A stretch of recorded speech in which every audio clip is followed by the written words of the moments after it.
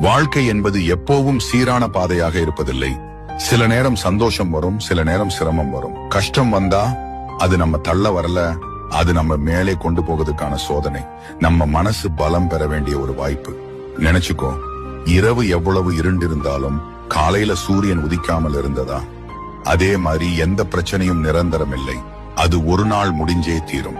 கஷ்டம் வந்ததுக்காக மனசு உடையாம இதையும் நான் கடந்து போவேன்னு சொல்லிக்கோ. ஏனென்றால் தைரியமா நிற்பவன் தான் உண்மையிலே வலிமையானவன்.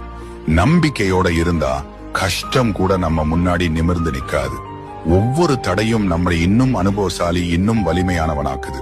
ஆகவே கஷ்டம் வந்தா அஞ்சாம அது ஒரு தற்காலிக சோதனைன்னு நினைச்சு தைரியத்தோடு முன்னே போ. நல்ல நாளும் நிச்சயம் வரும்.